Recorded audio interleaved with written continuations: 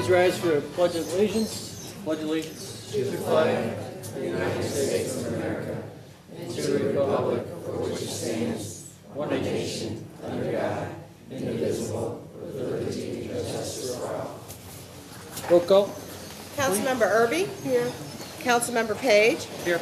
Councilmember Wassinger? Here. Councilmember O'Meara? Here. Councilmember Dolan? Here.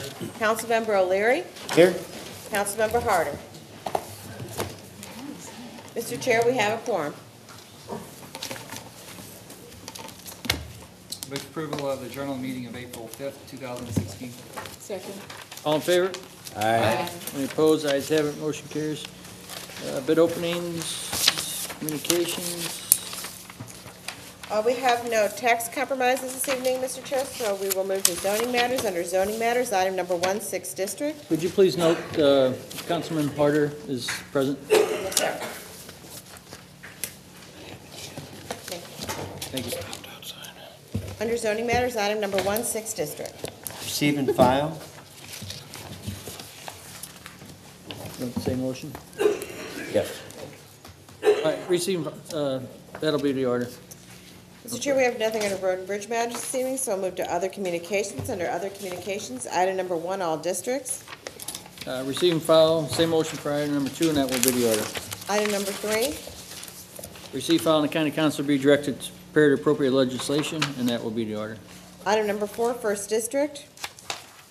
Receive, file, and the county council to be directed to prepare the appropriate legislation, and a copy of this report be sent to the city of Pine Lawn. So ordered. Item number 5, 4th District. Receive, file, and the county council be directed to prepare the appropriate legislation, and that will be the order. Item number 6, 3rd and 7th Districts. Same motion. So ordered. Add-ons. Item number 1, 5th District. Receive, file, and county council be directed to prepare the appropriate legislation. So ordered. Mm-hmm. Item number 2, 5th and 6th Districts. Receive, file, the contract be approved for a total amount not to exceed $591,637.72 and be awarded to the TGB Incorporated, the lowest responsible bidder as recommended. Second. All in favor? Aye. Any opposed? Ayes have it. Motion carries. Item number 3, 6th District. Receive, file, the contract be approved for a total amount not to exceed $797,025.79 and be awarded to the Reinhold Electric Incorporated, the lowest responsive bidder as recommended. Second. All in favor? Aye. Any opposed? Ayes have it. Motion carries.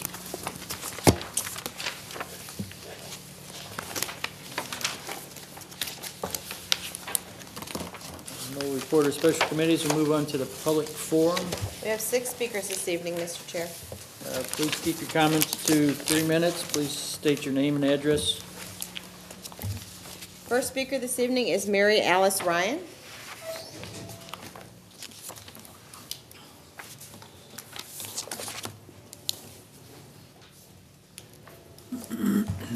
Good evening. I'm Mary Alice Ryan. I'm the president and CEO of St. Andrew's Resources for Seniors. We are a not-for-profit, faith-based organization here in the St. Louis metropolitan area. I'm here to speak on behalf of Bill 72. I want you to know that St. Andrew's is a very ecumenical organization. We are affiliated with the Episcopal denomination, the Presbyterian, and the United Church of Christ, but we serve without regard to race, religion, creed. Since 1961, we've been very involved in St. Louis County. We have HUD 202 subsidized housing. We have assisted living with memory care, skilled nursing with rehabilitation units, retirement apartments, home health, private duty services, a charitable foundation, and we serve thousands of people every year. I sit on the board of the Seniors Count organization and have been involved since its inception. Also sitting on the board are representatives from the major not-for-profit faith-based organizations, including the Catholics, the Lutherans, the Jewish organizations, among others. The potential for this fund is to help seniors in St. Louis County is just tremendous. The influx of my generation, the boomers, is already starting to add to the great need that we have today to serve seniors, especially seniors of low income and who are at risk. We need a permanent solution. We cannot do it alone with these increasing numbers. We work with our churches, our synagogues, our mosques, along with businesses and others, but even with all of us together, we cannot do the job that's needed.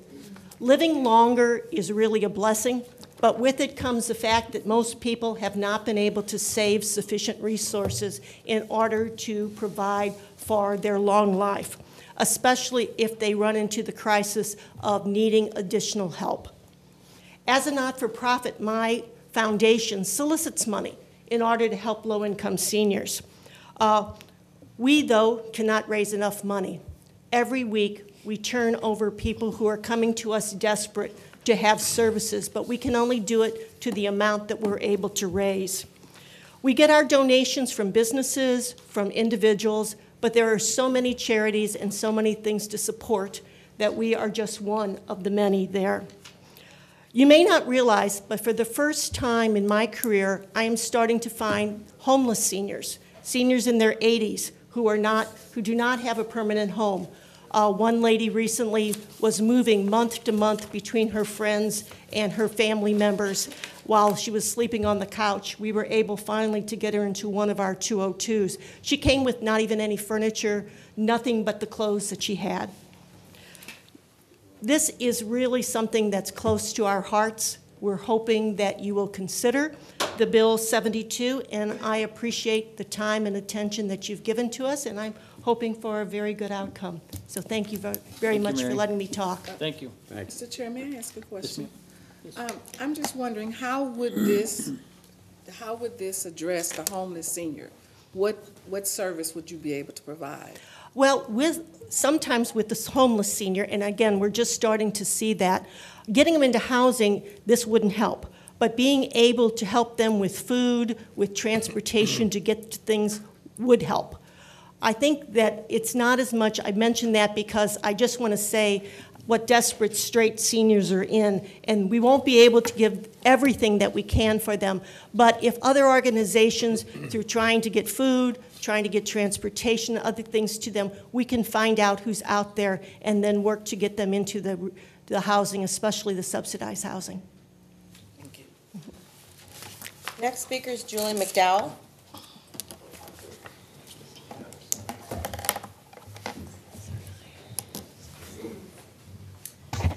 Good evening. I'm here representing Provident. We're a nonprofit that was established in 1860, so we've been around a very long time. We provide mental health counseling to adults, children, and ex-offenders. We also provide crisis intervention and suicide prevention programming, including a 24-hour crisis hotline, survivors of suicide support groups, and various other suicide prevention programs. We also have community outreach programs including 10 after-school programs in St. Louis City and St. Louis County in the Jennings School District. Through those programs, we serve around 35,000 individuals a year. So for the first 156, or in the last 156 years that we've been in existence, we have served largely the city of St. Louis. We have expanded into the county, and we've been able to do so with a much greater capacity thanks to the St. Louis County Children's Service Fund. So through that fund, we have been able to serve hundreds of more children than we ever could before the fund. We have 5 counseling offices. We serve hundreds of more children in those. We have embedded therapists in the Jennings and Riverview Gardens school districts. And by embedded, we mean that we have therapists in the schools every day, all day. So those therapists are building relationships with the kiddos, building relationships with the staff, with the administration. They are educating the staff and administration, so it's a wonderful service delivery model that we would not have been able to provide otherwise. We also are able to provide therapeutic groups, such as our adolescent self-injury groups. So we have teenagers who are self-injuring, who are cutting themselves. We had one woman in that group, just one of many, who was self-injuring every day. She was suicidal, she was depressed. After being in that group, she is now a college student. She is mentoring other young women with similar issues. She's a 4.0 student. She is thriving. And if it weren't for this fund, it's very likely that we wouldn't have even had her as a client. So that's just one very good example of what the fund, can do for an individual and for a community. We've been able to launch exciting initiatives such as dialectical behavioral therapy, which is very intensive therapy, very expensive therapy for individuals who are suicidal and who self-injure. So all of these things have been made possible thanks to the fund. So we will be forever grateful to St. Louis Children's Service Fund. We're very thankful to have this forum tonight. And, a public tax fund can support any age group, obviously. So thank you. Thank you, Julie. Next speaker is Dora Owens.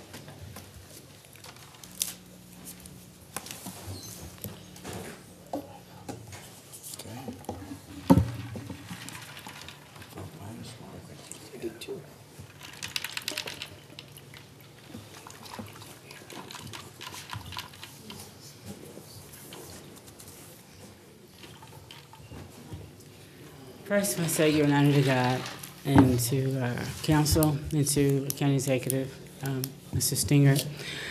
I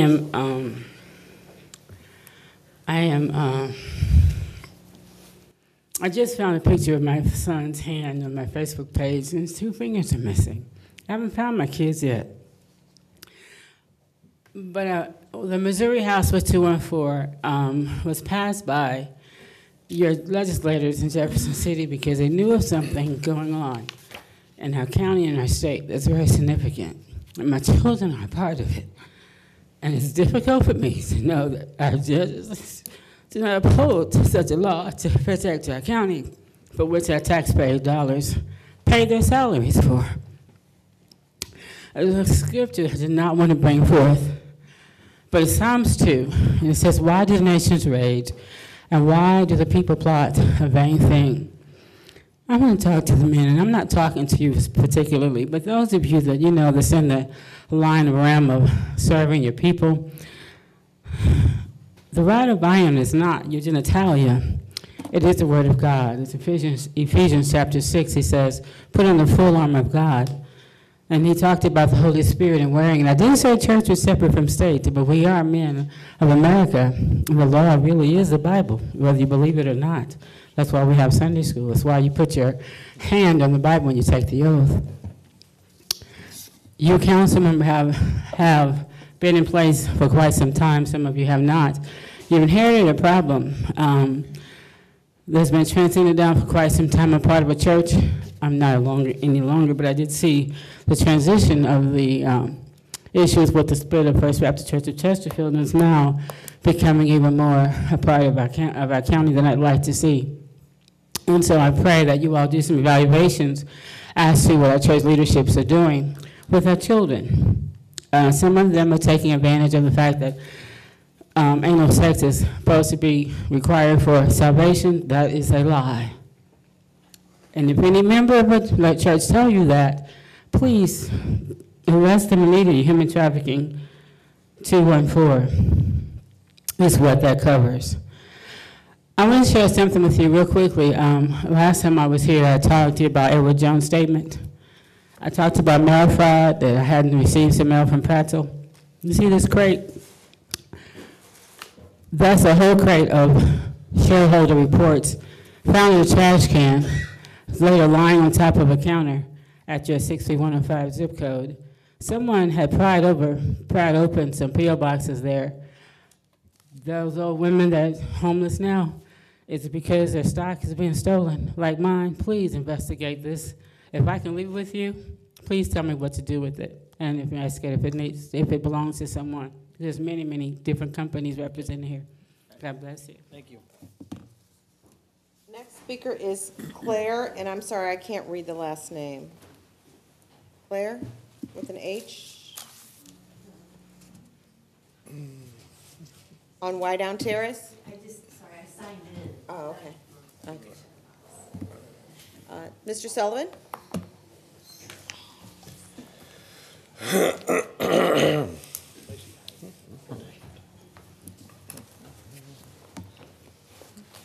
Mr. Chairman, I would again question the property tax increase proposal for senior services.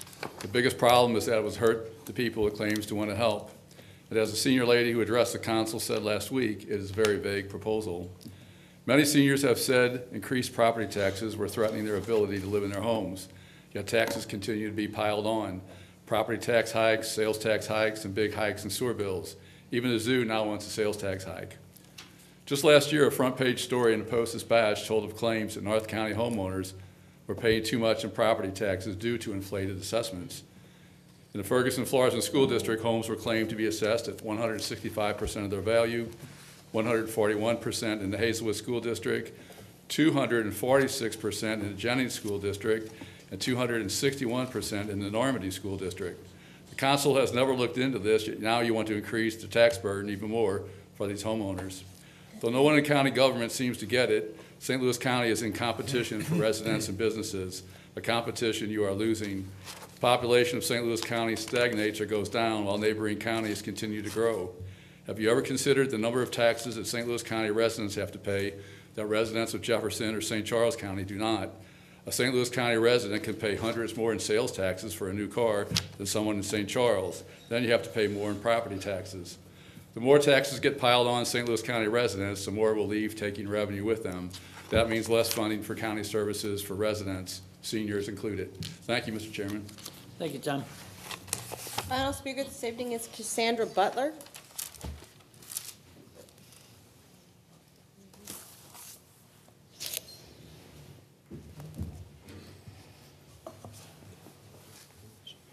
Good evening. Cassandra Butler, 12 Caldwell Court, Ferguson. Two issues. One, I do want to express my dismay over the elections and the problems we have with the elections. So I know that there are various groups that are doing some investigations, but that is our county that had this issue. So as our county government, I hope that you are also doing your own investigations and evaluations of what happened to that, especially since it was this council that was also pretty involved in replacing written days and used the problems that we have with one election as one of the reasons to say that she needs to be replaced. Obviously, this election was even worse because we did not have the backup of the electronic voting machines. So there was no option. Either you had the right ballot or you could not vote, where previously at least they could choose to use electronic ballot. Second issue is, while I'm up here, I have spoke to this council probably at least a year ago and asked the council to evaluate the money that was put in the prosecuting attorney's budget. I know that in December 2013, former county executive Charlie Dooley had asked for $300,000 to be put into a fund for public defense of some people who were crowding the county jail that could very easily be released because because with the proper defense, they probably would not have been charged with anything.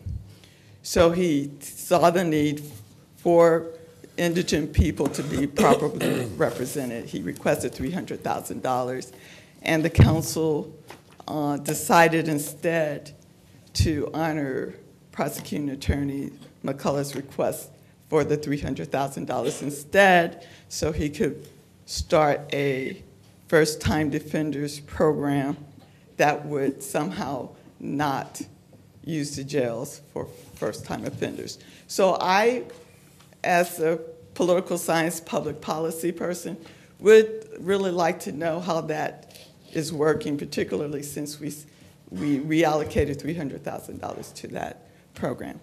So if you can figure it out or ask about it, I'd appreciate it. Thank you. Thank you, Cassandra. No more speakers, Mr. Chairman. Introduction of bills.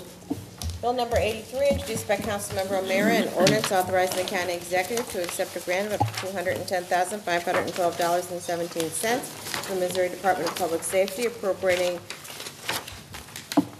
so much thereof as is received during the first year of the grant for support of the Stop Violence Against Women program, and authorizing the county executive to execute necessary documents. Bill number 84, introduced by Councilmember O'Meara, an ordinance amending ordinance number 26,165 by repealing and reenacting sections 1 and 2 pertaining to a grant from the Office of State Courts Administrator in support of the Family Courts Juvenile Alternatives to Detention program. Bill number 85, introduced by Councilmember Page, an ordinance declaring the public necessity of and providing for the replacement of bridge number 215 and establishing of a public road designated as Creve Coeur Mill Road, lying entirely within unincorporated St. Louis County, directing the acquisition of real property therefore, and authorizing the county executive to execute contracts, agreements, and related documents, AR-1278. Bill number 86, introduced by Councilmember O'Meara, an ordinance authorizing the county executive to accept 4 grants totaling up to $573,111 from the Office of National Drug Control Policy, appropriating the same for support of police functions related to drug law enforcement, and authorizing the county executive to execute necessary documents. Mr. Chair, that is all the bills. Perfection of bills. Bill number 8, introduced by Councilmember O'Meara. Hold, please. Bill number 73, introduced by Councilmember O'Meara. I'd like to take it up, move for perfection of bill number 73. Second. All in favor? Aye. Any opposed? Ayes have it, motion carries. Bill number 74, introduced by Councilmember 73 is Erby. perfect. Excuse me. That's right. Go ahead. I move for perfection of bill number 74. Second. All in favor? Aye. Any opposed? Ayes have it, motion carries. Bill number 74 is perfected. Bill number 75, introduced by Councilmember O'Meara. I'd like to take it up, move for perfection bill number 75. Second. All in favor? Aye. Any opposed? Ayes have it, motion carries. Bill number 75 is perfected. Bill number 76, introduced by Councilmember Erby. I move for perfection of bill number 76. Second. All in favor? Aye. Any opposed? Ayes have it, motion carries. Bill number 76 is perfected. Bill number 77, introduced by Councilmember Dolan. Move to perfect bill number 77. Second. All in favor? Aye. Any opposed? Ayes have it, motion carries. Bill number 77 is perfected. Bill number 78, introduced by Councilmembers Page and O'Leary. Move to perfect bill number 78. Second. All in favor? Aye. Any opposed? Ayes have it, motion carries. Bill number 78 is perfected. Bill number 79, introduced by Councilmember Harder. I move to perfect bill number 79. Second. All in favor? Aye. Any opposed? Ayes have it, motion carries. Bill number 79 is perfected. Bill number 80, introduced by Councilmember O'Leary. Move to perfect bill number 80. Second. All in favor? Aye. Any opposed? Ayes have it, motion carries. Bill number 80 is perfected. Bill number 81, introduced by Councilmember O'Leary. I move to perfect bill number 81. Second. All in favor? Aye. Any opposed? Ayes have it, motion carries. Bill number 81 is perfected. Bill number 82, introduced by Councilmember O'Leary. Move to perfect bill number 82. Second. All in favor? Aye. Any opposed? Ayes have it, motion carries. Bill number 82 is perfected. Final passage of bills. Bill number 116, introduced by Councilmember Dolan. I move to hold bill number 116. So ordered. Bill number 71, introduced by Councilmember Page. Move for final passage of bill number 71. Second. Roll call, please. Councilmember Erby. No.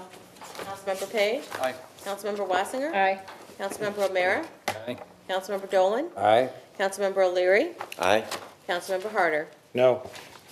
Mr. Chair, on bill number 71, there are 5 ayes and 2 noes. Bill number 71 is finally passed.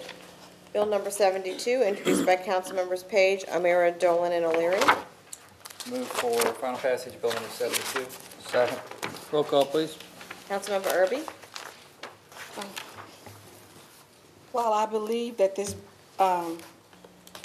bill is a good attempt to offer support to our seniors, I have a few, I guess, questions about it, and would really love it if we could hold it until we answer some questions about the, number one, I'm concerned about imposing another tax on the very people that we're trying to help.